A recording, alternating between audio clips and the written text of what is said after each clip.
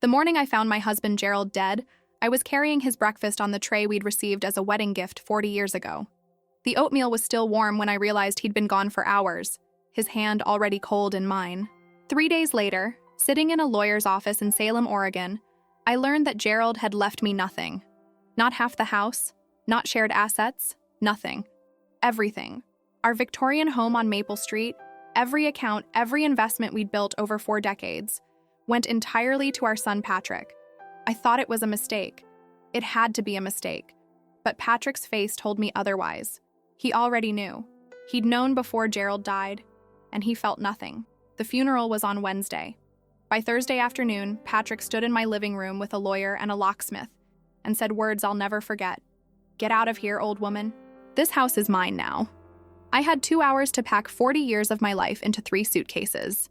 Now I live in a studio apartment where the walls are so thin I can hear every argument in the building, where my rent eats through my Social Security check, where I work at a church thrift store because it's the only place that would hire a woman my age. Meanwhile, Patrick is renovating my house, tearing out the wallpaper I chose, destroying the garden I planted, erasing me room by room. But Patrick made one critical mistake. He assumed I was powerless. He doesn't know what I found hidden in Gerald's locked desk drawer.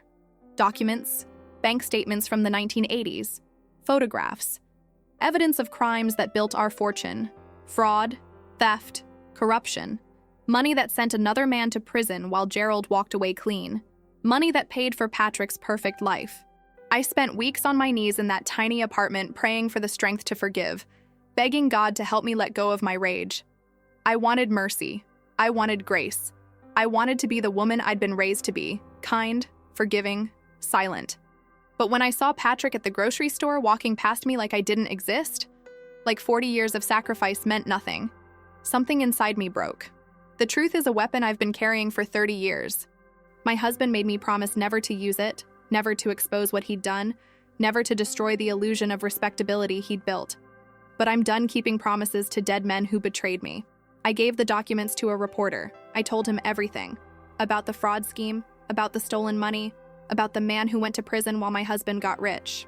The story ran on the front page. Within hours, Patrick's world began to collapse. His company placed him on leave. His reputation shattered. The inheritance he'd been so eager to claim became a liability, tainted by questions he couldn't answer. I destroyed him, deliberately, methodically. I wanted him to understand what it felt like to lose everything, to be cast aside, to be powerless. And you know what? It felt like ashes in my mouth, because revenge didn't heal me. It didn't make the pain stop. It just meant we were both suffering now, both broken, both lost in the wreckage of what Gerald had done to us. My son came to the thrift store last week. He'd lost his job, lost the house, lost everything he thought made him matter. He stood there among the donated clothes and forgotten furniture and asked me a question that still echoes in my head. Was it worth it? I didn't know how to answer. Because here's what I'm learning. Anger is easy. Hatred is simple. But forgiveness? Forgiveness is the hardest thing I've ever tried to do. It's not a switch that flips from off to on. It's a choice you have to make every single day, sometimes every single hour, when everything in you wants to hold on to the bitterness because at least that feels like something. Patrick asked if I could forgive him. Standing there in the dim light of the thrift store, looking at the son I'd raised, the man who'd destroyed me, the broken person he'd become, I realized something. Gerald had poisoned us both. He'd spent his final year turning Patrick against me, filling his head with lies, making sure my son would feel no guilt about throwing me away. We were both his victims. That didn't excuse what Patrick did to me, but it explained it. I still don't know if I can forgive him. I don't know if he deserves it. I don't know if forgiveness even matters when the damage is this deep. But I'm trying. God help me, I'm trying. Because the alternative is to let Gerald win, to let the bitterness consume what's left of my life, to spend my remaining years drowning in rage and regret. And I've lost too much already to lose myself too. This is my story. A story about inheritance. Not just money and houses, but pain and secrets and the terrible weight of other people's sins. A story about a mother and son who destroyed each other and now have to decide if there's anything worth rebuilding from the ruins. A story about whether revenge can ever truly be justice. Whether forgiveness is possible when trust is shattered. Whether two people who've hurt each other beyond measure can find their way back to something that looks like love. I still don't know the answers. I'm still living in that studio apartment, still sorting donated clothes, still making minimum wage while my son rebuilds his life from scratch. But we're trying. That has to count for something. Every Sunday we sit together at Mass. We hold hands during the Our Father and say the words that have become my daily prayer. Forgive us our trespasses as we forgive those who trespass against us. Some days I mean it, some days I don't. But I keep saying it anyway because faith isn't about certainty. It's about showing up, broken and imperfect, and still trying, believing that grace is possible even when everything feels impossible. This is the inheritance I'm choosing now. Not money, not houses, not revenge. Just the hard, painful, beautiful work of learning to forgive, of learning to be human in a world that punishes vulnerability, of learning that sometimes the only way out is through, and maybe, just maybe, finding that there's still something sacred in the trying, even when we fail, especially when we fail, because that's when grace matters most. The morning Gerald died, I was making his oatmeal. I remember that detail with painful clarity, the way the steam rose from the pot, how I'd added cinnamon the way he liked it, how the kitchen smelled of comfort and routine. I carried the bowl upstairs on the wooden tray we'd received as a wedding gift 40 years ago, the one with painted roses that had faded to ghosts of themselves. He was already gone. I stood in the doorway of our bedroom holding that tray, watching the February light filter through the lace curtains I'd hung in 1987.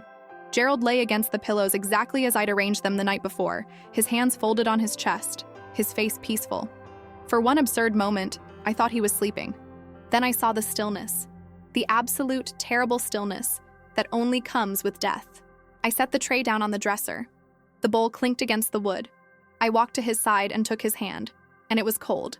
And I knew he'd been gone for hours, maybe since midnight. Maybe while I slept beside him, exhausted from weeks of caretaking, my body finally demanding rest.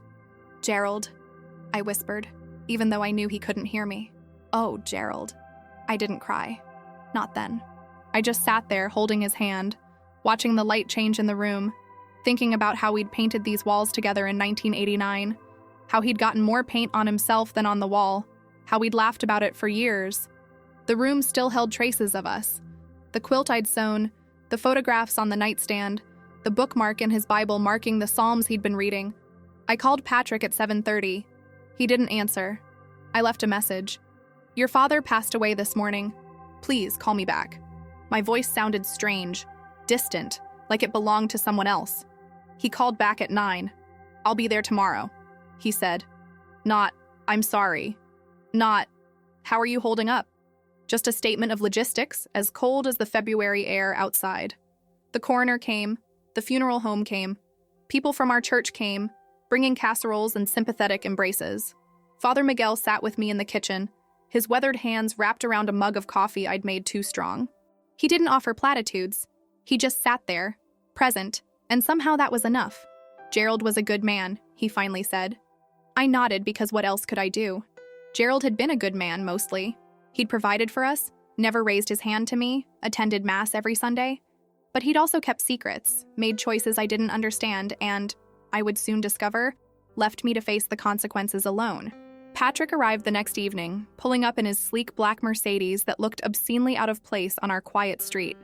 He'd driven from Portland, where he worked as some kind of corporate consultant doing something with mergers and acquisitions that I'd never fully understood. He wore an expensive suit and carried a leather briefcase.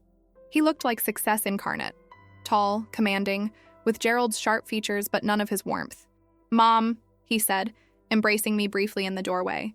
His cologne was overpowering. "I'm sorry for your loss." Your loss, not our loss.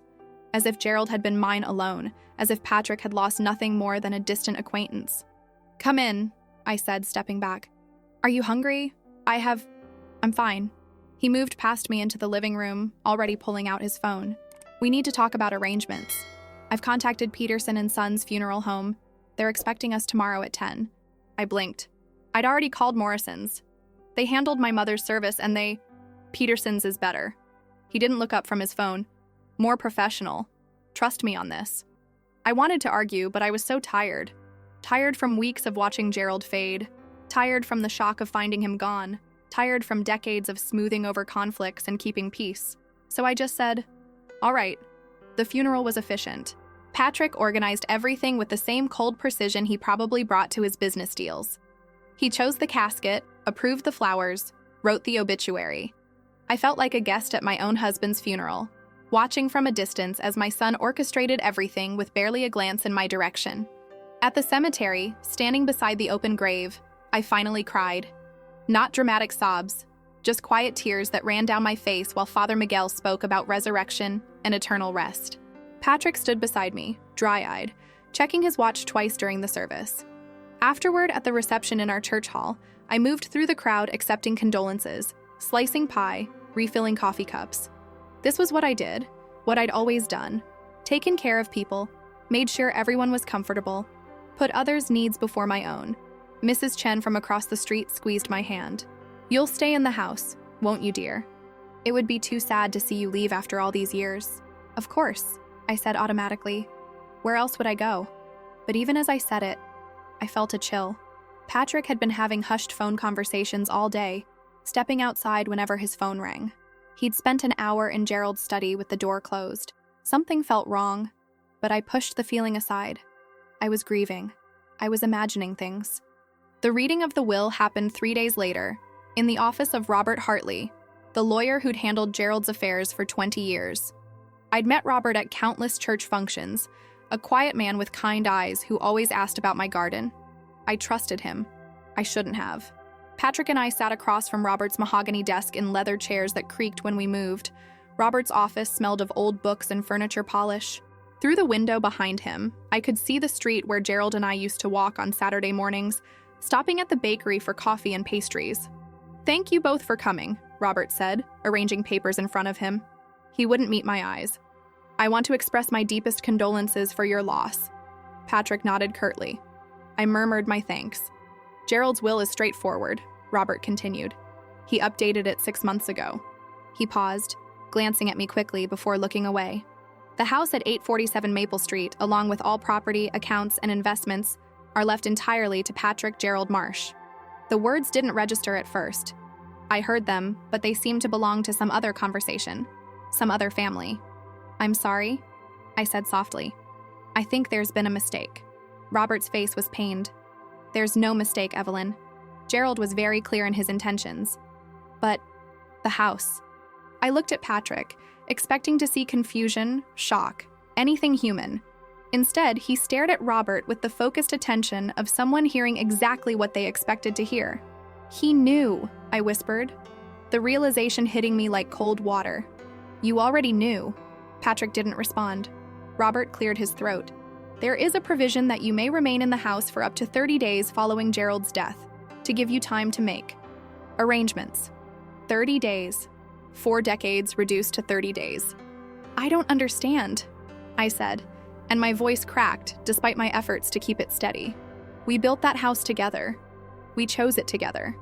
Every room, The property was in Dad's name," Patrick said, speaking for the first time. His voice was matter-of-fact, businesslike. He had the right to dispose of it as he wished. "But I'm your mother. I'm his wife. I lived there for 40 years, I know." Patrick stood, buttoning his suit jacket with sharp, precise movements. "Robert, send me the papers I need to sign. I'll handle the transfer of accounts and begin the property assessment." "Patrick, wait." I reached for his arm, but he stepped smoothly away. "I have to get back to Portland," he said. "Important meeting tomorrow." He looked at me then, really looked at me, and his eyes held nothing. No sympathy, no regret, no love. "I'll be in touch about the house transition." He left. Just like that. I sat in Robert's office staring at the closed door, while the lawyer shifted uncomfortably in his chair. "Evelyn," he said gently, "I tried to talk Gerald out of this. Multiple times.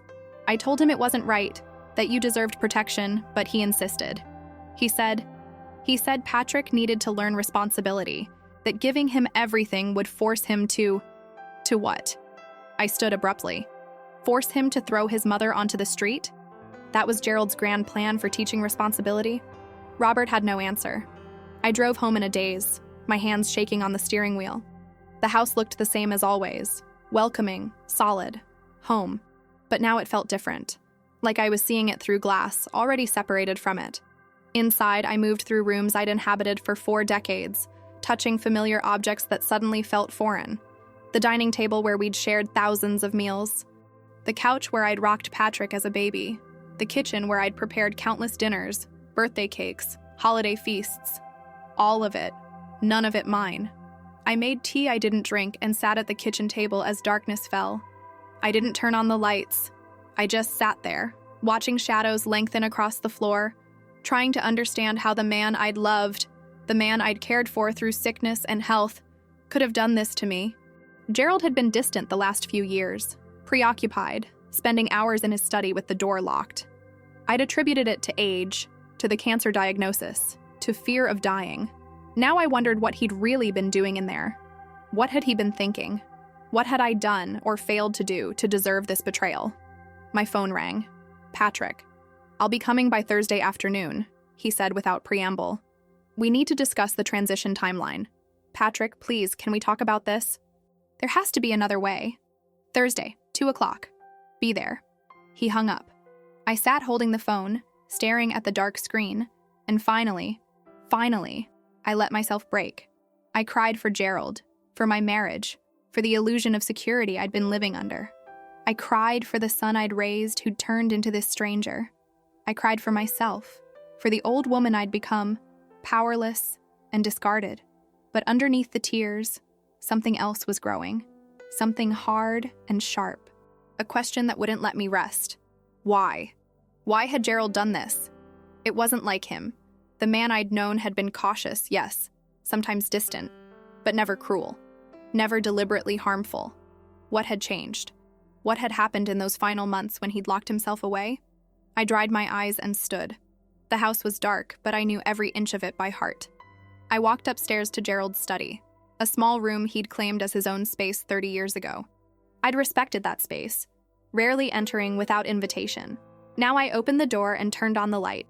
The room smelled of old paper, and the tobacco Gerald had secretly smoked despite my protests. His desk was neat. Gerald had always been orderly, with everything in its place. I opened the top drawer, pens, paper clips, notepads. The second drawer held files, bills, insurance papers, medical records. The third drawer was locked. I stared at that locked drawer for a long moment. Then I went to the bedroom, to Gerald's nightstand, and found his keys. One of them, a small brass key I'd seen 1,000 times but never questioned, fit the lock. Inside the drawer were more files, but these were different, older. I pulled out the first folder and opened it. Bank statements from 1982, large deposits, regular, all marked consulting fees. But Gerald had worked at the lumber mill in 1982. He'd never done consulting. I pulled out another folder, more statements. More mysterious deposits. Letters from companies I didn't recognize. And then, at the bottom, a photograph. Gerald, much younger, standing with 3 other men outside a warehouse. I recognized one of them, Marcus Webb, who'd been arrested for fraud in 1985. The case had been all over the local news. Gerald had claimed not to know him well, just a casual acquaintance. But in this photo, they stood close together. Gerald's arm around Marcus's shoulder, both of them smiling like old friends. My hands trembled as I pulled out more documents. Contract drafts, accounting ledgers with numbers that didn't match what Gerald had told me about his income, letters discussing investments and opportunities and discretion. The truth crystallized slowly, then all at once. Gerald hadn't built our comfortable life through honest work at the lumber mill. He'd been involved in something else, something questionable, possibly illegal. And somehow, all these years later, he'd been protecting that secret, maybe protecting Patrick from that secret, by ensuring everything passed to him directly, bypassing me entirely. Or maybe the thought made me cold. Maybe there was another reason. Maybe Gerald knew that if I inherited everything, I might discover these documents, might ask questions, might expose truths that he wanted buried with him. I sat on the floor of his study, surrounded by evidence of a life I hadn't known, and felt the last threads of my old self falling away. The dutiful wife who trusted, who accepted, who never questioned. She was gone. In her place was someone harder, someone who'd been betrayed too deeply to simply forgive and forget. Thursday came too quickly. I spent the days in between reading through everything in that locked drawer, piecing together a picture I wished I'd never seen. Gerald had been part of a scheme in the early 1980s, something involving lumber contracts and kickbacks and creative accounting. He'd gotten out before it collapsed, before people went to prison, but he'd kept the money. Everything we had, everything we'd built, had come from that original sin. And Patrick didn't know. I was certain of that. Gerald had protected him from this knowledge, given him a clean inheritance untainted by questions about where it all came from. Unless I chose to tell him. At 1:50 on Thursday, I was waiting in the living room when Patrick's Mercedes pulled into the driveway. He emerged with his briefcase and a second man, the lawyer from before, Robert Hartley. My stomach tightened. This was more official than I'd expected. Patrick entered without knocking. "Mom," he said, acknowledging me with a nod. "You remember Robert?" "Of course." I stayed seated, my hands folded in my lap. "What's this about?" "Let's sit down." Patrick gestured to the chairs as if he were already the host and I the visitor. We arranged ourselves around the coffee table. That coffee table I'd refinished myself in 1992, sanding it down and applying new stain until it gleamed. Patrick opened his briefcase and pulled out several documents. "I've decided to accelerate the timeline," he said, sliding papers across the table toward me. "I need the house available by next week. I have buyers interested in the property, and the offer is substantial." I stared at him. "Next week? But the will said 30 days. Consider this a courtesy conversation." His expression was neutral, professional. "You can make this easy, or you can make this complicated. Either way, I own this house and I want you out." Robert shifted uncomfortably. "Patrick, perhaps we should discuss—" "There's nothing to discuss." Patrick's eyes never left mine. "Robert is here as a witness and to ensure everything is documented properly. Mom, you can take your personal belongings, but furniture and household items stay. They're part of the property value." Something inside me snapped. Not dramatically. It was quiet, like a thread breaking. "No." Patrick blinked. "Excuse me?" I said no. I stood, surprised by how steady my voice was. "I'm not leaving. Not next week. Not until I'm ready." His face hardened. "This isn't a negotiation. You're right. It's not." I looked at him, really looked at him, and saw nothing of the boy I'd raised. Where had that child gone? The one who'd cried when he scraped his knee, who'd hugged me tight before his first day of school, who'd once told me I was the best mom in the whole world. "Get out of here, old woman," Patrick said, his voice dropping to something cold and final. "This house is mine now. I'm giving you 1 week out of generosity. After that, I'll have you forcibly removed if necessary." The room felt airless. Robert opened his mouth to speak, but no words came out. "Patrick," I said softly, "you don't want to do this." "I absolutely do." He stood, gathering his papers. 1 week, Mom. Starting now." He left, Robert trailing behind him with an apologetic glance over his shoulder. The door closed. I stood alone in my living room. No, not my living room anymore, Patrick's living room, and felt the world tilt beneath me. 1 week. I had 1 week to pack up 40 years, to erase myself from this space, to become invisible. Or, and the thought came clear and sharp as broken glass, I had 1 week to decide how far I was willing to go to fight back. That night, I knelt beside my bed the way I'd done since childhood. The prayer came automatically, worn smooth by repetition. "Bless me and keep me. Guide me in righteousness. Help me to forgive those who—" I stopped. The words stuck in my throat. Forgive? How was I supposed to forgive this? How was I supposed to turn the other cheek when I'd already been struck down? But underneath the anger, quieter, more insistent, what would justice look like? What would mercy look like? And were they the same thing? I didn't have answers. I just had questions, and hurt, and the documents hidden in Gerald's study that could destroy everything Patrick thought he'd inherited. 1 week. The reckoning was coming faster than I'd expected. And I still didn't know if I had the courage, or the cruelty, to follow through. I spent that first night after Patrick's ultimatum packing things I thought I couldn't live without, then unpacking them when I realized I had nowhere to put them. My hands moved automatically, folding clothes, wrapping dishes in newspaper, while my mind circled the same impossible question. Where does a 68-year-old woman with no money and no home go? I had a sister in Florida, but we hadn't spoken in 12 years after a fight I could barely remember the details of. Some cousins scattered across the country, people I exchanged Christmas cards with but hadn't seen in decades. Friends from church, Yes, but I couldn't impose on them indefinitely. The thought of asking for charity, of becoming someone's burden, made my stomach turn. At 2 a.m, I gave up on sleep and went back to Gerald's study. I spread the documents across his desk, bank statements, photographs, letters, and tried to make sense of the man I'd thought I'd known. The evidence painted a clear picture. Gerald had been involved in a lumber contract scheme in the early 1980s, working with Marcus Webb and 2 other men to inflate invoices, skim money from county projects, and funnel the profits into personal accounts. The operation had run for nearly 3 years before it collapsed. Marcus went to prison. Another man, someone named Donald Richter, had died in a car accident before the investigation concluded. Suspicious timing that the files hinted at but never confirmed. The 4th man had disappeared entirely, relocated to somewhere without extradition. Gerald had walked away clean. Somehow, impossibly, he'd avoided prosecution.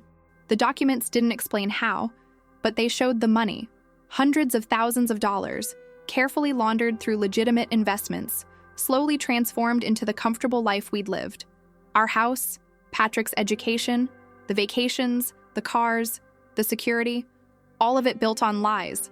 I felt sick, not just betrayed by Gerald, but complicit. I'd spent that money. I'd enjoyed the life it bought. How had I not asked questions?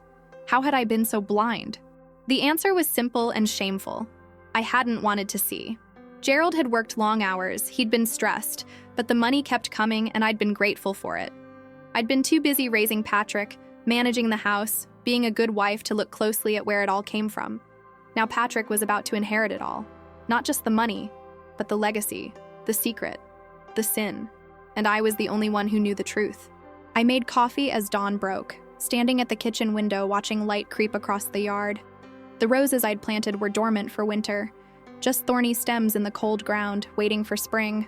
Would I be here to see them bloom again? Would Patrick tear them out like he was planning to tear out everything else? My phone rang. I didn't recognize the number. Mrs. Marsh? A woman's voice, professional, slightly apologetic. This is Jennifer Torres from County Housing Services. Father Miguel gave me your name. He mentioned you might need assistance finding temporary accommodation? Temporary accommodation. The euphemism for homeless shelter or subsidized housing, or whatever other dignified term they used for poverty in official conversations. I'm not sure I need...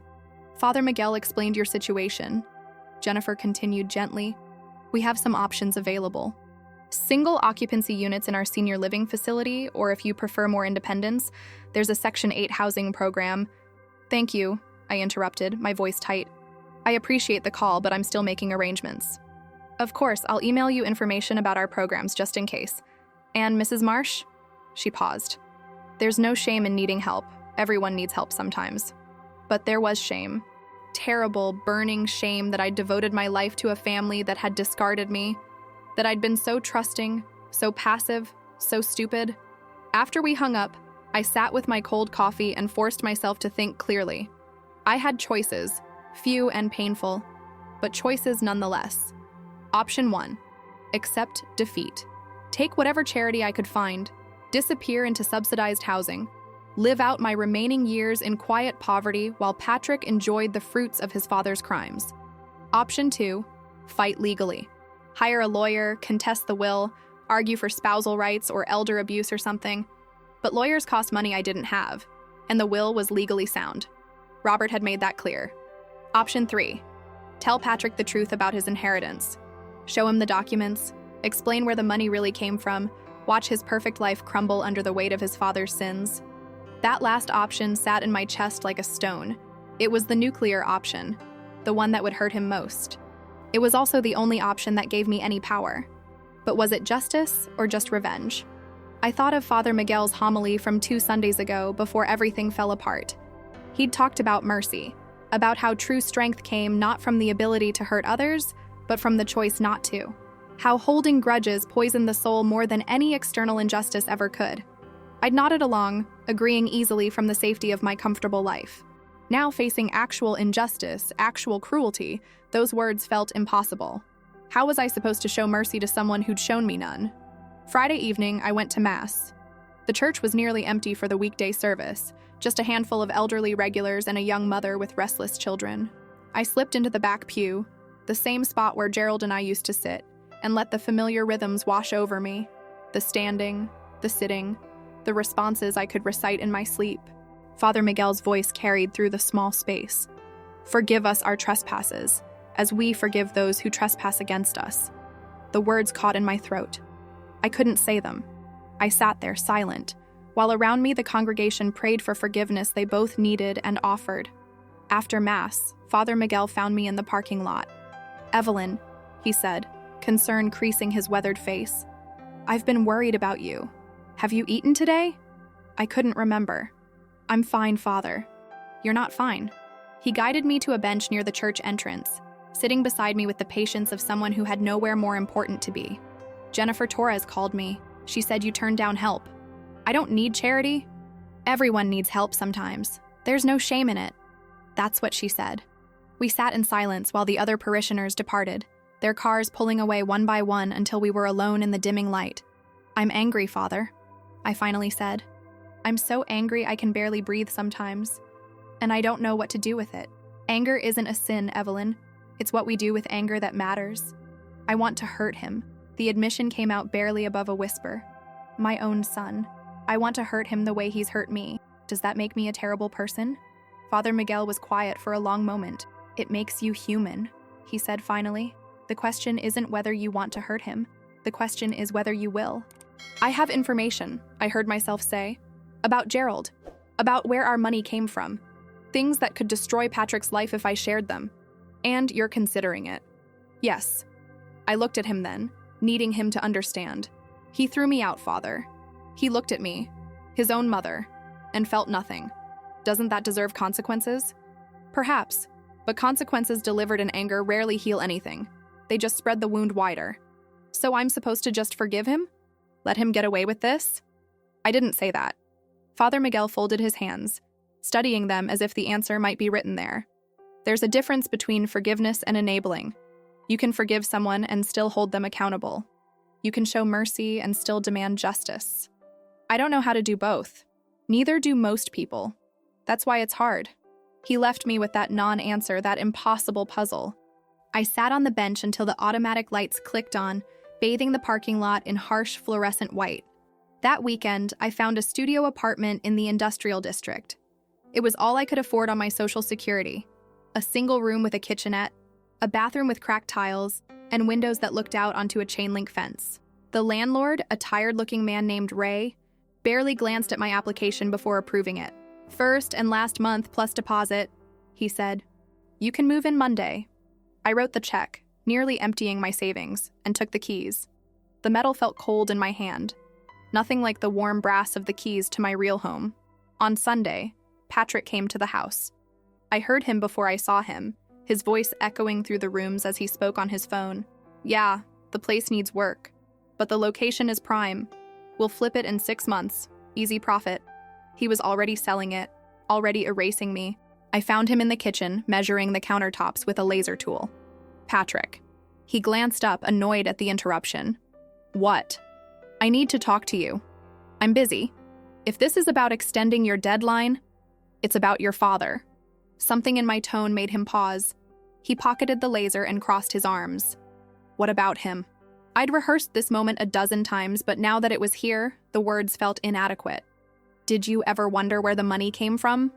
How a lumber mill worker afforded this house, your education, everything?" His expression didn't change. "Dad worked hard. He was smart with investments." "He was smart, yes, but not in the way you think." I pulled out a folder I'd been carrying, photocopies of the most damning documents. I laid them on the counter between us. Bank statements, letters, the photograph of Gerald with Marcus Webb. "Your father was involved in a fraud scheme in the 1980s, I said, my voice steady despite my racing heart. "He and 3 other men stole from county lumber contracts, hundreds of thousands of dollars. One of them went to prison. Your father walked away with the money." Patrick picked up the photograph, studied it. "So?" The response was so unexpected that I faltered. "So, everything you're inheriting is dirty money, stolen money, money that's been laundered through legitimate investments for 40 years. He set the photo down, unimpressed. "Even if this is true, and I'm not saying it is, the statute of limitations has long passed. No one can touch it now. Don't you care that your father was a criminal? Everyone's father is a criminal if you look hard enough. Patrick's voice was flat, matter of fact. The world isn't as clean as you think, Mom. Dad did what he had to do to provide for his family. I respect that. I stared at him, genuinely shocked. You respect fraud? Theft? I respect survival. I respect winning. He gathered his measuring tools.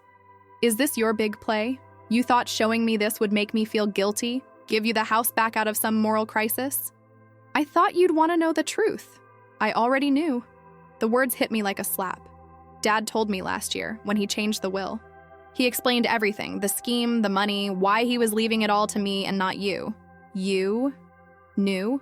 He said you were too weak to handle it. That you'd probably do exactly this. Try to use it against me out of some misguided sense of justice. Patrick walked past me toward the door, then stopped. You know what the funny part is? Dad was right about you. You are weak. You spent 40 years being taken care of, never questioning anything, never taking responsibility for anything. And now you're surprised that you ended up with nothing? The cruelty was breathtaking, but worse was the realization. Gerald had orchestrated all of this. He'd told Patrick. He'd turned our son against me before he died. Why? The question came out broken. Why would he do this to me? Patrick's expression softened slightly, not with sympathy, but with something like pity. Because you didn't matter enough to protect. Because when push came to shove, he chose me over you. I'm sorry if that hurts, but it's the truth. He left. I stood in the kitchen where I'd made thousands of meals, where I'd kissed skinned knees and celebrated birthdays, and felt the last piece of my old life shatter. Gerald hadn't just betrayed me with the will. He'd poisoned Patrick against me, told him things designed to ensure Patrick would feel no guilt, no obligation, no love. My husband had spent his final year making certain I would lose everything. The rage that filled me was unlike anything I'd ever felt. It burned through the grief, through the confusion, through the desperate hope that somehow this was all a misunderstanding. It was pure and clarifying and terrifying in its intensity. I'd tried mercy, I'd tried truth. Neither had worked. Now it was time to try something else. Monday morning, I moved into the studio apartment. Ray helped me carry up my 3 suitcases, the only possessions I'd managed to save. The room smelled of old cigarettes and cleaning products. The single window looked out onto nothing but concrete and chain link. I unpacked slowly, hanging clothes in the tiny closet, arranging toiletries in the bathroom. The bed was a twin, narrow and hard. There was no room for my rocking chair, no space for the photo albums, no place for 40 years of memories, but there was space for anger. Plenty of space for that. I'd kept one document back, one piece of evidence I hadn't shown Patrick. A letter from Gerald to Marcus Webb, dated 1984, discussing the Richter problem. Donald Richter, who died in that suspicious car accident. The letter was carefully worded, nothing explicitly incriminating, but the implications were clear enough. Gerald had known something about Richter's death, maybe more than known. If that letter became public, even now, it would raise questions. Police might reopen the case. Reporters might dig into the story. Patrick's clean inheritance would become complicated, messy, potentially criminal. I could destroy Patrick's life. Not immediately, not completely, but I could poison it the way Gerald had poisoned mine. The question Father Miguel had asked echoed in my mind. The question isn't whether you want to hurt him. The question is whether you will. I sat on the narrow bed in my narrow room and made a decision. Wednesday afternoon, I walked into the offices of the Salem Gazette. The receptionist, a young woman with multiple piercings, looked up from her computer. "Can I help you?" "I'd like to speak to someone about a story," I said, "about corruption in county government contracts from the 1980s. She directed me to a reporter named David Chen, a man in his 30s who looked both bored and hopeful when I entered his office. Stories about 40-year-old corruption didn't exactly scream excitement. But when I laid out the documents, when I explained the connection to Marcus Webb's case, when I showed him the photograph and the letter about Donald Richter, his expression changed. "This is substantial," he said, photographing each document with his phone. "If even half of this is verifiable, it's a significant story. Why are you bringing this to me now?" I'd prepared an answer. "My husband recently passed. I found these in his belongings. I think people deserve to know the truth about what happened." It wasn't entirely a lie. People did deserve the truth. That Patrick would be caught in the blast radius was just unavoidable. David promised to investigate, to reach out to me with follow-up questions. I left his office feeling lighter and heavier at the same time. I'd pulled the trigger. There was no taking it back now. That night, I couldn't sleep. I lay on the narrow bed, staring at the ceiling, and thought about Patrick as a child. The way he'd run to me when he fell, how he'd held my hand on the first day of school, the Mother's Day cards he'd made with careful, crooked letters. "I love you, Mom." Where had that child gone? When had he turned into the cold stranger who looked at me with nothing but contempt? Or had I just never seen him clearly? Had I been so busy being a good mother that I'd never noticed I was raising someone incapable of love? My phone buzzed. A text from an unknown number. "This is Jennifer Torres from County Housing Services, checking in to see if you need any assistance. Resources available if you need them." I stared at the message for a long moment, then typed back, "Thank you. I'm managing." But I wasn't managing. I was surviving, barely, and there was a difference. Thursday morning, David Chen called. "I've been digging into this story," he said, excitement clear in his voice. "I found the original case files, talked to the prosecutor who handled the Marcus Webb trial. This is bigger than I thought. There were always rumors about other people being involved, but no proof. What you've given me. This could be significant. Will you use it?" I asked. "Absolutely. I'm writing the piece now. It should run Sunday, front page of the local section. Sunday, 3 days." "There's a family member who inherited money from one of the men involved," David continued. "Patrick Marsh in Portland. I'm planning to reach out to him for comment. You think he'll talk to me?" "I doubt it," I said, and that much was true. After we hung up, I sat with my hands shaking. Sunday. In 3 days, Patrick would wake up to find his father's name dragged through the newspaper, his inheritance questioned, his comfortable life complicated by scrutiny and shame. I'd done this. I'd set it in motion, and I felt nothing like the satisfaction I'd expected. Instead, there was just emptiness, and the sick certainty that I'd crossed a line I could never uncross. Friday evening, Father Miguel called. "Evelyn, I heard you moved into the studio on Harrison Street. How are you settling in?" "Fine," I lied. "It's small, but it's enough.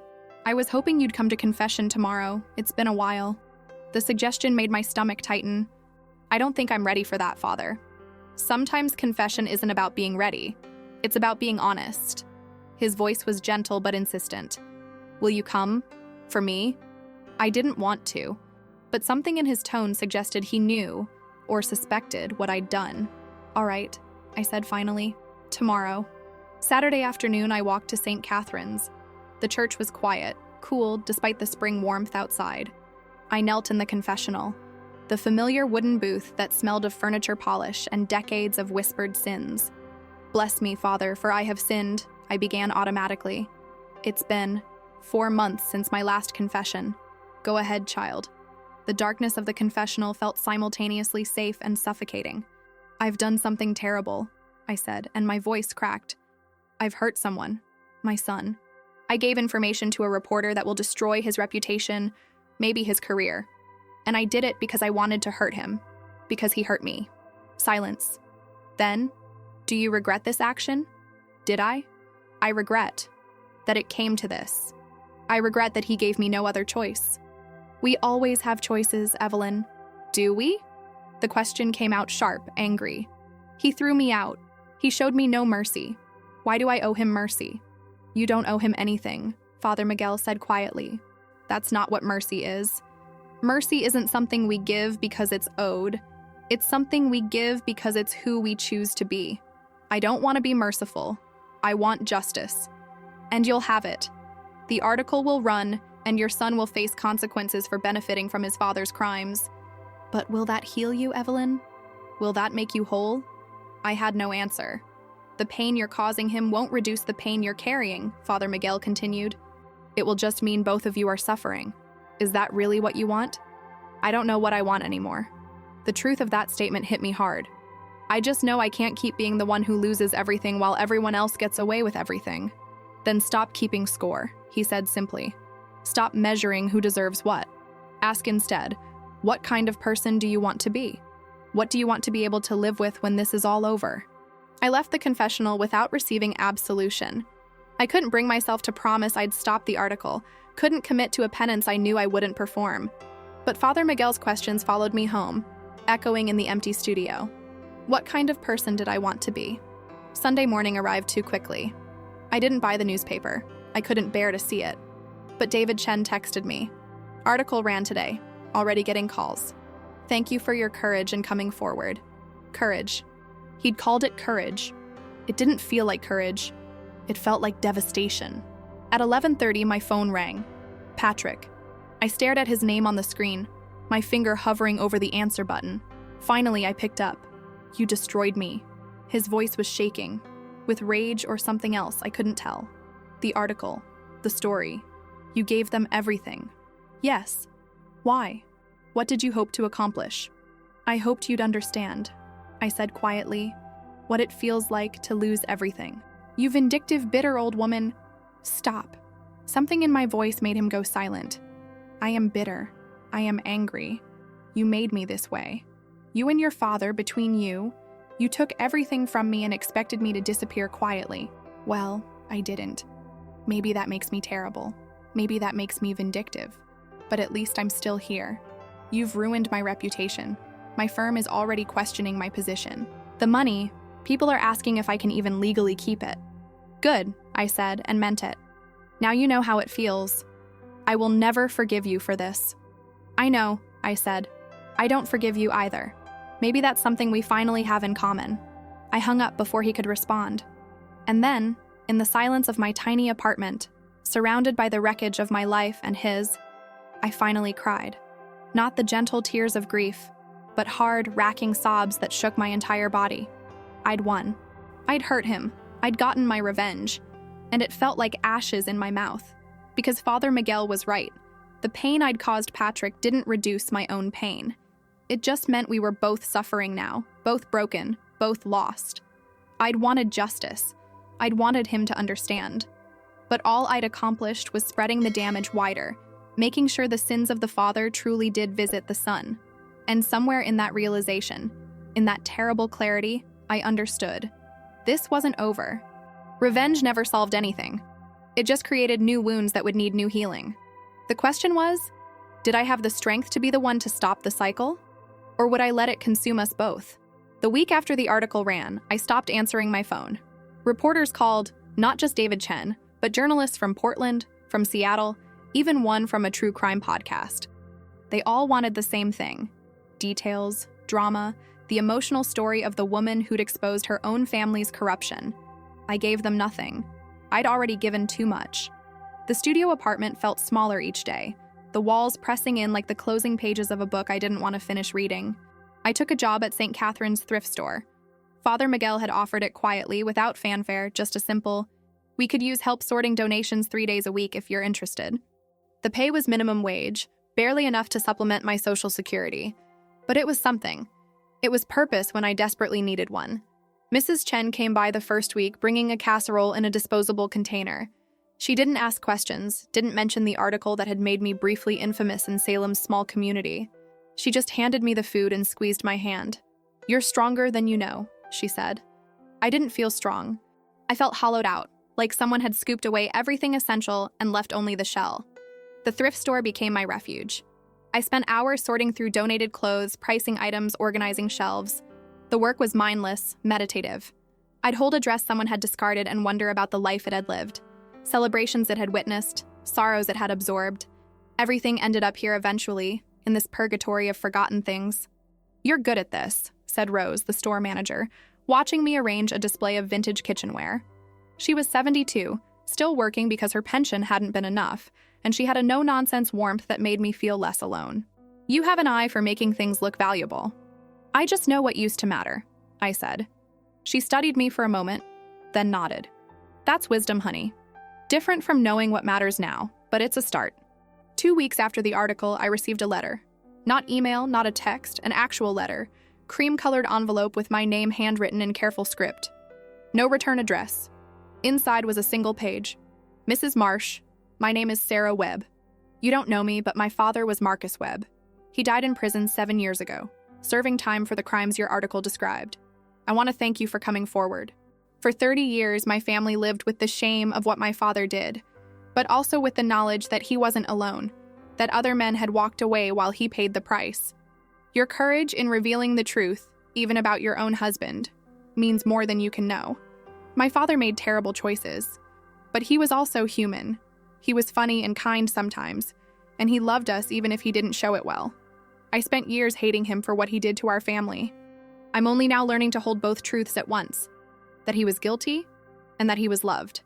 I hope you can find that same grace for yourself, and maybe even for your son. With gratitude, Sarah Webb. I read the letter 3 times, then folded it carefully and placed it in the drawer of my nightstand. A stranger's forgiveness shouldn't have mattered, but somehow it did. It was a small light in a dark room, not enough to illuminate everything, but enough to see by. That Sunday, I went to Mass. I sat in the back, trying to be invisible, but people noticed. Some avoided my eyes. Others offered small nods of acknowledgement. Mrs. Rodriguez, who'd always been kind, sat beside me and took my hand during the Our Father, holding tight when we reached, "Forgive us our trespasses, as we forgive those who trespass against us." This time, I said the words. They still caught in my throat, still felt impossible, but I said them. After Mass, Father Miguel asked if I'd stay for coffee hour. I wanted to decline, wanted to escape back to my small apartment where I could be alone with my regrets. But something in his eyes made me stay. The church hall was set up with folding tables and a coffee urn that had been there since the 1970s. I poured myself a cup, weak and slightly burnt, exactly as I remembered, and stood awkwardly near the wall. Evelyn, a voice I didn't immediately recognize. I turned to see Jennifer Torres, the housing services woman who'd called weeks ago. She smiled warmly. "I'm so glad to see you here. How are you doing?" "Managing," I said, the automatic response. I read the article. Her expression was serious now. That took real courage. I work with seniors every day who've been taken advantage of by family members. Most of them never speak up. They just disappear. I'm not sure courage is the right word. What would you call it? I considered. Desperation, maybe, or anger. Sometimes those are the same thing as courage. Sometimes you don't know you're being brave until after it's over. She touched my arm lightly. The offer still stands, you know. We have support groups for seniors dealing with family estrangement, financial abuse. You don't have to do this alone. I took her card, though I wasn't sure I'd use it. The thought of sitting in a circle, sharing my story with strangers felt unbearable. But I was learning that many unbearable things eventually had to be borne anyway. March turned to April, and Salem began to bloom. Walking to work at the thrift store, I passed gardens exploding with color, daffodils and tulips, cherry blossoms dropping pink snow on sidewalks. The world was renewing itself, indifferent to human suffering, and somehow that was comforting. Life continued whether you were ready or not. I hadn't heard from Patrick since that final phone call. I'd see his name in follow-up articles sometimes. His company had placed him on administrative leave pending internal review, though no charges had been filed. The money was complicated, legally speaking. Gerald's crimes were too old to prosecute, and Patrick hadn't committed any crimes himself. But the stain on his reputation was real and spreading. I should have felt vindicated. Instead, I mostly felt tired. One evening in late April, I was closing up the thrift store when someone knocked on the glass door. We'd been closed for 15 minutes, and I was ready to ignore it, but something made me look. Patrick stood outside. My first instinct was to walk away, to leave through the back door and avoid this confrontation. But Rose's words echoed in my head. Different from knowing what matters now, but it's a start. I unlocked the door. "We're closed," I said, my voice neutral. "I know. He looked different. Thinner, with shadows under his eyes that spoke of sleepless nights. His expensive suit was wrinkled, his tie loosened. "Can we talk?" Every cell in my body screamed no, but I stepped aside and let him in. We stood among the racks of donated clothes, the shelves of forgotten household items, 2 people who'd once been family now feeling like strangers. "I lost my job," Patrick said finally. "The firm decided I was too much of a liability. The association with the scandal, even though I wasn't charged with anything." He laughed bitterly. 48 hours to clear out my office, 20 years of work, gone. I wanted to feel satisfaction. I wanted to feel that this was justice, that he was getting what he deserved. Instead, I just felt hollow. "I'm sorry," I said, and was surprised to find I meant it. "Are you?" His voice was sharp. "You destroyed my life. This is what you wanted. I wanted you to understand what it felt like. I didn't want." I trailed off, unsure how to finish that sentence. What hadn't I wanted? His complete destruction? That wasn't true. I'd wanted exactly that in my darkest moments. I sold the house, Patrick continued. The buyers backed out after the article, but I found new ones eventually. Took a loss on it, but he shrugged. The money's tied up in legal proceedings anyway. Lawyers trying to determine if I can even keep it, given where it came from. What will you do? I don't know. He looked around the thrift store, taking in the donated clothes, the used furniture, the evidence of lives that had moved on. Is this where you work? 3 days a week. Jesus, Mom, this is... He stopped, shook his head. How much do they pay you? Enough. We stood in silence. Outside, the streetlights flickered on, casting long shadows through the store windows. I came to tell you something, Patrick said finally. Dad asked me to do this, to throw you out. He said you'd be fine, that you'd land on your feet, that you were tougher than you looked. But mostly, he said you'd betrayed him. The words hit like a physical blow. Betrayed him? How? He found out you knew. About the money, about Webb, about all of it. He said you'd known for years and never said anything, never stopped him from spending it, never questioned where it came from. He said that made you complicit, made you guilty too, but too cowardly to own it. I steadied myself against a clothing rack. I didn't know. Not until after he died. Not until I found the documents in his study. He said you'd say that. Patrick's voice was flat, mechanical, like he was reciting a script he'd memorized. He said you'd play innocent, pretend to be the victim. He made me promise not to give you anything, not to show you any mercy, because you deserved none. And you believed him. I believed him. Patrick met my eyes then, and I saw something crack in his expression. I wanted to believe him because it was easier than believing my father was a monster who'd deliberately destroyed his own wife. He wasn't a monster, I said quietly. He was a man who made terrible choices and spent 40 years running from the consequences. And in the end, he decided I should pay the price for his sins. But you paid it forward. Patrick's voice broke. You made sure I paid too. Yes. There was no point in denying it. I did. Was it worth it? The question was raw, genuine. Do you feel better now? Does my suffering make yours hurt less? I thought of Father Miguel's words in the confessional, of Sarah Webb's letter, of the endless nights in my studio apartment wondering the same thing. No, I said. It doesn't. I thought it would, but it doesn't. I thought if you understood what I lost, if you felt what I felt, but pain doesn't work that way. It just multiplies. Patrick nodded slowly, as if he'd expected that answer. I hated you, he said. When the article came out, when I lost everything, I hated you more than I thought it was possible to hate another human being. I know. I hated you too. But I don't anymore. He looked at me, and for the first time in months, maybe years, I saw my son in his eyes. Not the cold stranger, not the corporate executive, but the boy who'd once needed me. I'm too tired to hate anymore. And I keep thinking about what you said, about how Dad turned me against you. He did, Mom.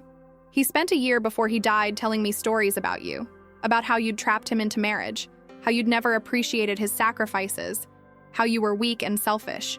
And I believed him because I wanted to be like him, strong, successful, above it all. He loved you, I said. Whatever else was true, he loved you. Did he? Or did he just see me as an extension of himself, another possession to control? Patrick's voice was bitter.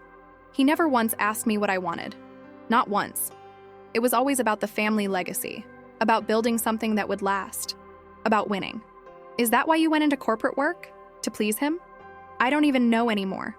I don't know which choices were mine and which were his. He rubbed his face with both hands, suddenly looking every one of his 43 years. I came here to ask you something, and I'm probably going to regret it, but can you forgive me? The question hung in the air between us, heavy and impossible. Could I forgive him? Should I? Did he deserve forgiveness, or was this just another manipulation? Another attempt to make me carry the burden of grace while he walked away clean? But looking at him, really looking at him, I saw someone as broken as I was. Someone who'd been shaped by Gerald's cruelty just as I had, only differently. He'd been made hard where I'd been made invisible. He'd been taught to value money and success where I'd been taught to value sacrifice and silence. We were both Gerald's victims. That didn't excuse what Patrick had done to me, but it explained it. "I don't know if I can forgive you," I said honestly. "Not yet. Maybe not ever. But I can try." "That's more than I deserve." "Probably." A small, sad smile tugged at my lips. But maybe that's what forgiveness is. Giving people more than they deserve because someone once gave it to us. Patrick nodded, looking at the floor. "The house is closing next week.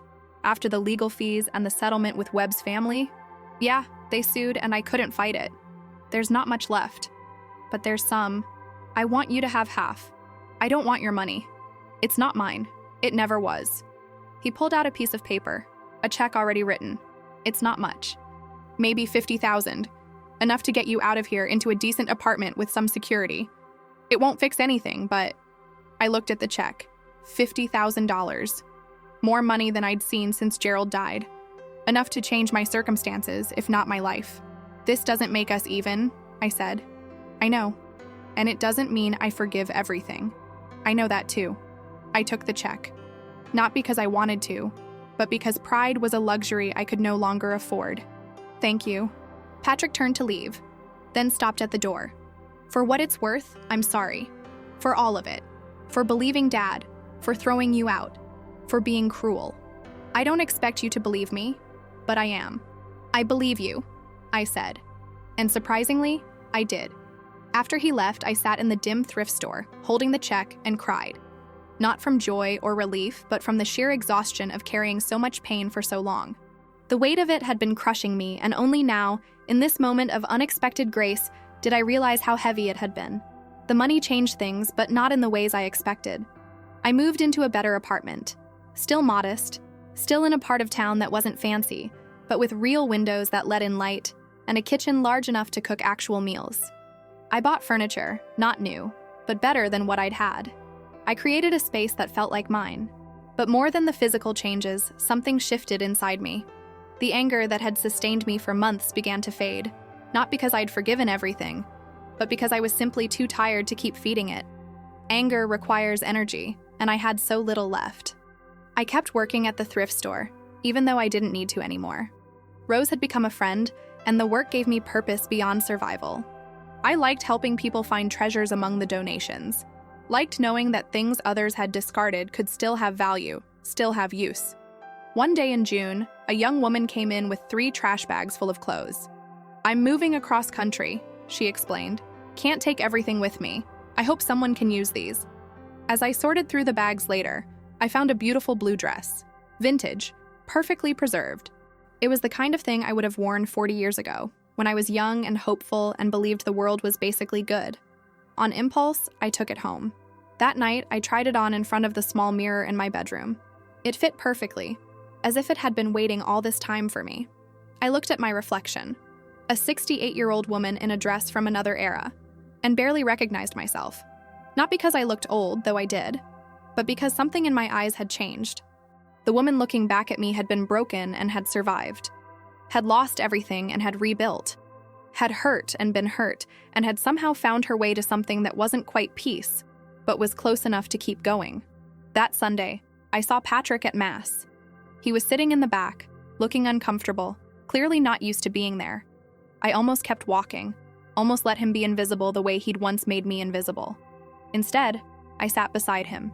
He looked startled, then cautiously hopeful. "Hi, Mom." "Hi." We sat through the service together, not touching, not speaking, just present. When we reached the Our Father, when the congregation joined hands, I held my hand out to him. He took it. His hand was warm and familiar and strange all at once. I remembered holding this hand when it was tiny, teaching him to write, comforting him after nightmares. I remembered the last time he'd held my hand, at his wedding 15 years ago. Both of us crying happy tears that now felt like they belonged to different people entirely. "Forgive us our trespasses," the congregation prayed, "as we forgive those who trespass against us." I said the words and meant them, at least a little. Not fully. Forgiveness wasn't a switch that flipped from off to on. It was a practice, something you worked at day after day, choice by choice, until gradually it became less about the other person and more about yourself. After Mass, Patrick walked me to my car. "Would you..." He hesitated, vulnerable in a way I'd never seen him. "Would you want to get coffee sometime, just to talk?" Every instinct told me to say no, to protect myself, to not risk being hurt again. But I thought of Sarah Webb's letter, of Rose's wisdom, of Father Miguel's patient insistence that we always had choices. Yes, I said. I'd like that.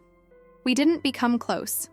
Trust, once shattered, doesn't rebuild quickly or completely. But we became something. Two people trying to find a way forward from the wreckage of what had been.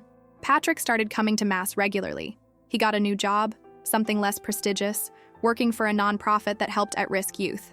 "It's not about the money anymore," he told me one day over coffee. "I spent my whole life chasing what Dad valued. Now I'm trying to figure out what I value." "What do you value?" I asked. He thought for a long moment. "I don't know yet, but I know what I don't value anymore. Winning at any cost. Being right instead of being kind. Success that requires stepping on everyone else." It was a start. I began attending Jennifer Torres' support group for seniors dealing with family estrangement. The first meeting, I sat in the circle and listened to stories that echoed my own. Children who'd abandoned parents, families torn apart by money and pride, and old wounds that never healed. When it was my turn to speak, I said, "My son threw me out of my house when my husband died. I exposed family secrets to hurt him back. We destroyed each other, or almost. Now we're trying to figure out if there's anything worth rebuilding." "Do you think there is?" someone asked. "I don't know," I said honestly.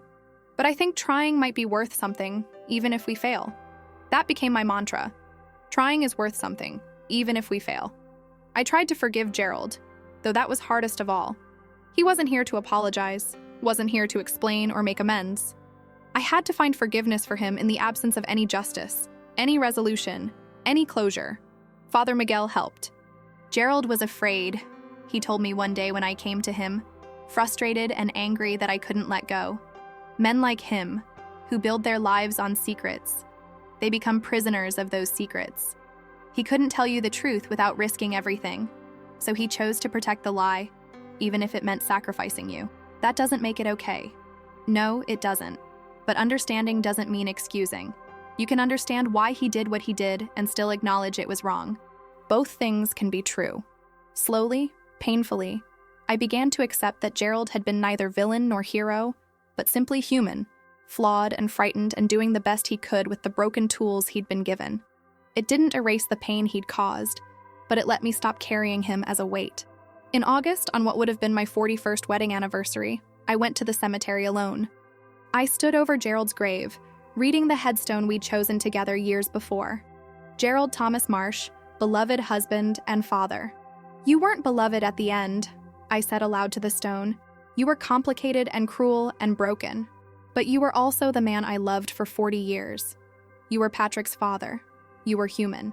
I knelt and placed flowers on the grave, not roses, which had been his favorite, but daffodils, which were mine. "I'm choosing to remember the good parts," I told him. "Not because you deserve it, but because I deserve peace. I'm choosing to forgive you, not for your sake, but for mine. Because carrying this anger is killing me, and I'm not ready to die yet." The words felt both true and inadequate, but they were the best I had. That fall, Patrick helped me plant a garden behind my apartment building. The landlord had given permission, and we spent a Saturday turning over soil, mixing in compost, planning what would grow come spring. "Mom," Patrick said, taking a break to wipe sweat from his forehead, "I never said this, but thank you." "For what?" "For not giving up on me, for leaving the door open even when I didn't deserve it, for showing me what grace looks like, even when you were angry." I looked at my son, this man I'd made who'd hurt me so deeply, who was trying so hard to become someone better, and felt something shift. Not complete forgiveness, not yet, but something like it, something close enough. "We're both learning," I said. "Neither of us knows what we're doing, but we're trying, and maybe that's enough." We planted bulbs that would sleep through winter and wake in spring, tulips and daffodils, crocuses and hyacinths. They were an act of faith, those bulbs, a belief that darkness wouldn't last forever, that what seemed dead was only dormant. Christmas came, and Patrick invited me to his apartment for dinner. It was small, nothing like the house he'd once lived in, but it was warm and welcoming. We cooked together, made too much food, laughed at our mistakes. "I never learned to cook," Patrick admitted, watching me rescue a pot of boiling over pasta. "Dad always said it wasn't important, that there were people for that." Well, Dad was wrong about a lot of things. I turned off the burner. But we can learn. It's not too late to learn. We ate dinner at his small table, the lights of Salem twinkling outside his window. We talked about safe things. His new job, my work at the thrift store, Rose's grandson who'd just gotten into college. We didn't talk about Gerald, about the house, about everything we'd lost and broken. But near the end of the evening, Patrick raised his glass. To new beginnings, he said, and to second chances, even when they're hard. To second chances, I echoed, and we drank. I went home that night feeling something I hadn't felt in almost a year. Hope. Not the naive hope of my youth, not the belief that everything would be perfect or even good, but the hard-earned hope that comes from surviving, from choosing to keep going even when everything felt impossible. On New Year's Eve, I attended midnight mass at St. Catherine's. The church was full, everyone dressed in their best, celebrating the end of one year and the beginning of another. Father Miguel's homily was about renewal, about how we're given fresh starts not because we deserve them, but because grace is a gift, freely given. When the congregation prayed together, "Forgive us our trespasses as we forgive those who trespass against us," I said the words and felt them settle into my bones. After Mass, standing outside in the cold January air, watching fireworks bloom over Salem, I thought about everything I'd lost and everything I'd gained. I'd lost my house, my husband, my comfortable life, my illusions about who I was and who my family had been. I'd lost security and certainty, and the belief that being good was enough to protect you from harm. But I'd gained something too. I'd gained knowledge about myself, about the world, about the complicated nature of love and loyalty and justice. I'd gained strength I didn't know I had, the kind that comes from being broken and choosing to piece yourself back together. I'd gained a relationship with my son that was honest, even if it wasn't easy. I'd gained a community that had held me when I fell. I'd gained faith that wasn't blind anymore, but clear-eyed and hard-won. The fireworks burst overhead in cascades of gold and silver, temporary and beautiful, and I understood. This was what it meant to be human, to lose and gain, to hurt and heal, to break and rebuild, to carry scars that never fully faded but didn't have to define you, to choose every single day whether to let bitterness consume you or let grace transform you. I chose grace.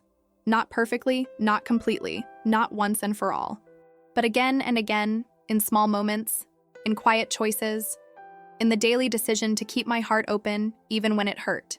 Standing there in the cold, watching light bloom and fade against the dark sky, I felt Gerald's absence and Patrick's presence, my losses and my blessings, the weight of the past and the possibility of the future. And I felt, for the first time since that February morning when I'd found Gerald's body, something like peace. Not the absence of pain.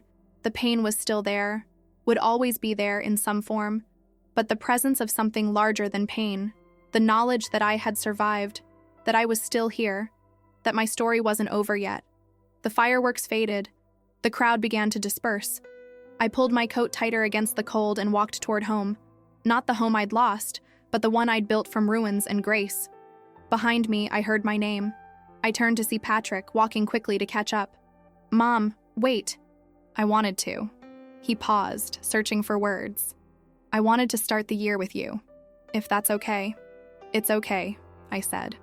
We walked together through the quiet streets of Salem. Two people who'd hurt each other and survived it, who'd chosen, against all odds, against all logic, to try again. Above us, the last firework burst into light, painting the sky in colors that lasted only a moment, but were beautiful while they lasted. And that, I thought, was enough. This moment, this choice, this fragile, imperfect attempt at redemption, it was enough. Not because it erased the past, but because it offered a different future. One where pain didn't have the final word, where mistakes could be acknowledged without destroying everything, where being human, flawed and failing and trying anyway, was not just acceptable but sacred. We walked through the cold January night, mother and son, carrying our histories but not bound by them. And in that walking, in that choosing to walk together, we wrote the beginning of a new story. Not a perfect story, not an easy one, but ours. And that, after everything, was the inheritance that mattered most. When my husband died, my son inherited my house, but I didn't expect that on the first day he would tell me, "Get out of here, old woman, this house is mine now," and leave me on the street.